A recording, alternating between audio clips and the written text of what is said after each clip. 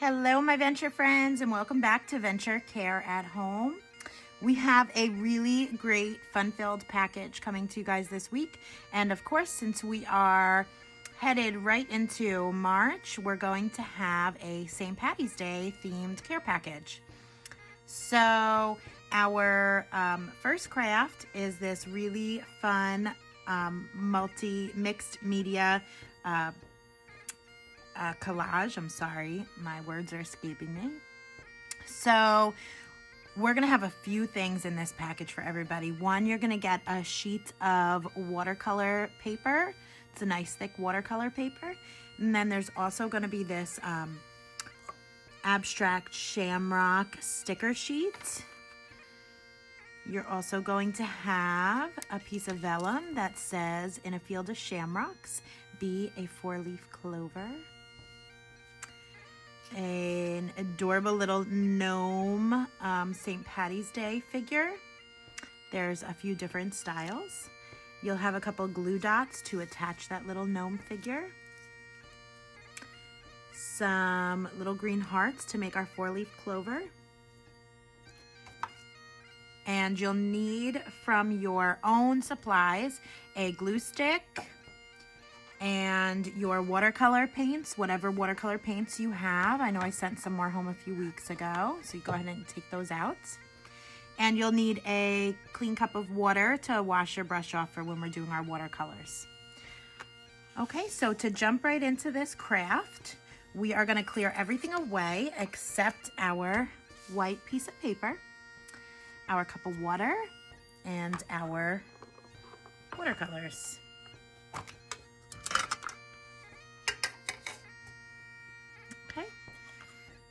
So what we want to do is just make our background for our collage. So I call this mixed media because we have a lot of different items that are going on here, right? So our background is going to be watercolor, and then we have this kind of very clear sticker abstract sheet that's going to go on, and then some 3D layers on top of that with our gnome leprechaun, our four-leaf clovers, and our saying. So we're going to start with our background. So we're gonna wanna do the top third of the paper, blue for the sky. Then we're gonna fade it a little bit into yellow and then into green on the bottom.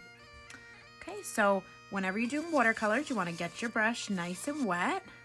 And before you start painting, you wanna just put some water onto each color to get the paints wet, because they need a second to get their colors activated and working.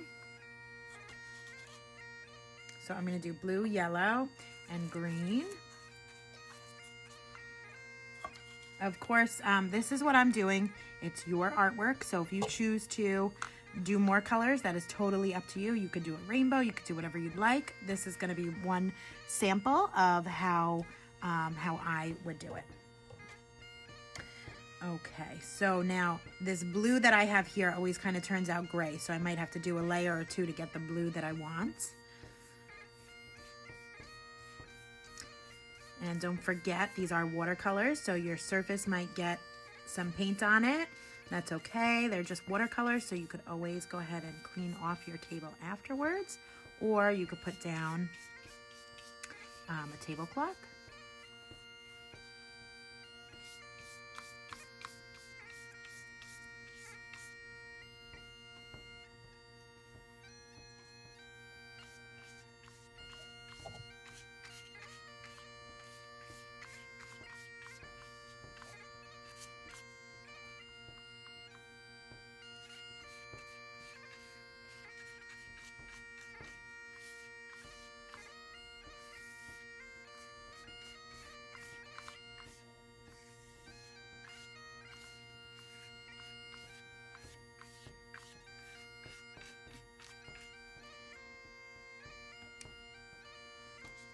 When you're switching paint colors, make sure to rinse off your brush.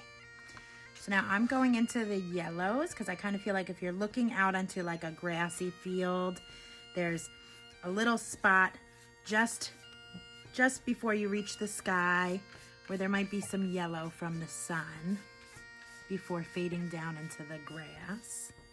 So that was my thought with adding some yellow to this. Okay, and if you just go right on top of a little bit of the blue, it'll give you that look like it's fading. Okay. And then the bottom portion is going to be green for the grass where our clovers are going to go.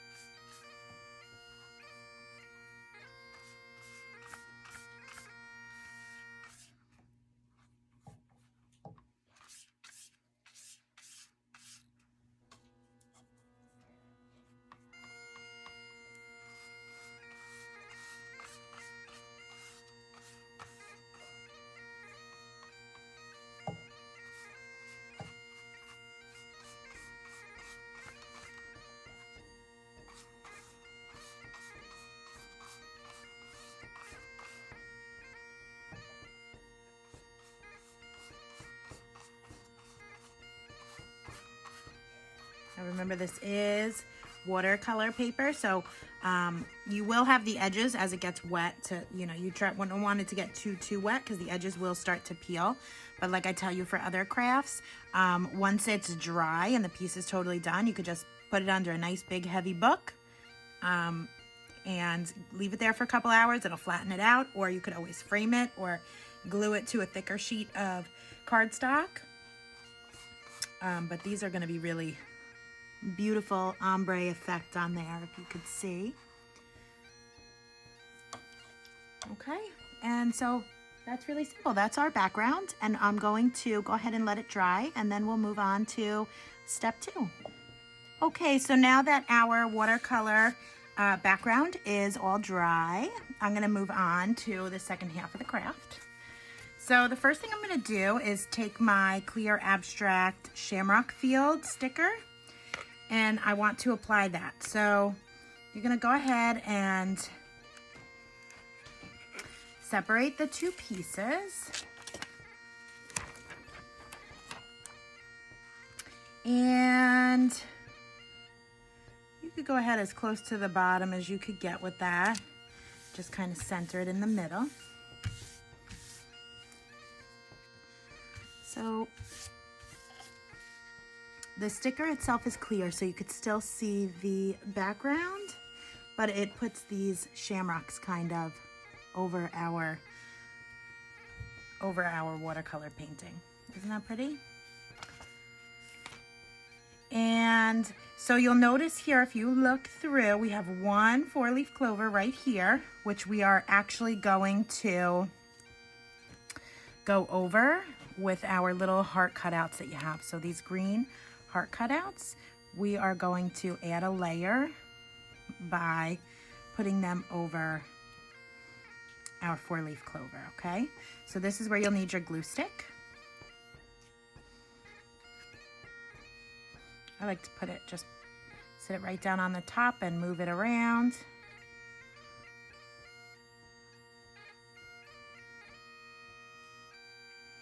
And then I'm just going to lay it over top of this 4-leaf clover.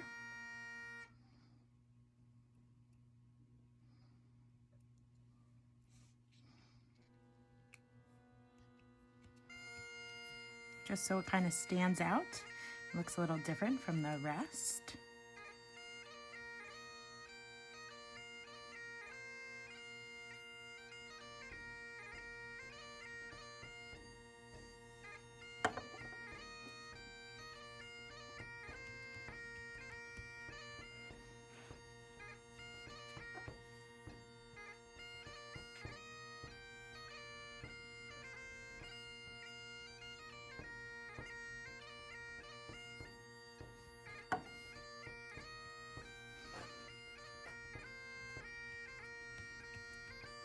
So there is our 4-leaf clover. Okay, so now you want to decide where, let's make sure we cap this while we're not using it. And you want to decide where you see your little gnome leprechaun going, whether it's on this side or over here, whether it's towards the bottom or you want it on top. That's all up to you. So you're going to flip it over and put one of the glue dots towards the top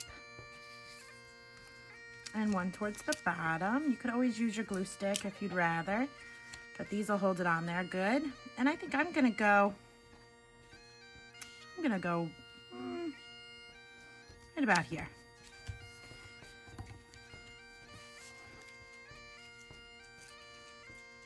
Nice, right?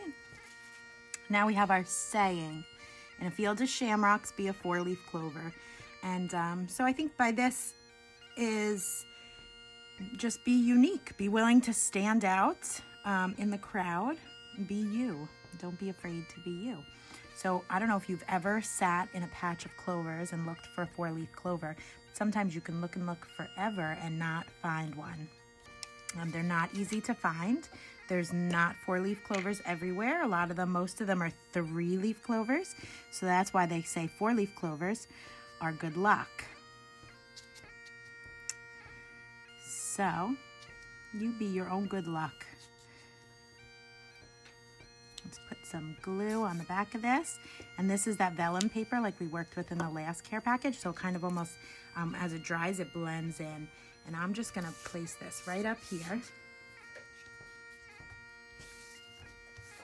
And then I'm just gonna work it around the edges because I want it to stay down. And then as that dries, it will blend in with the background.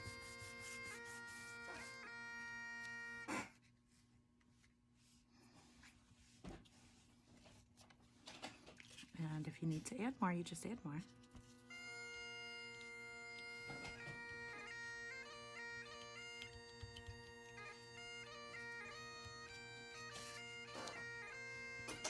Especially sometimes to the edges.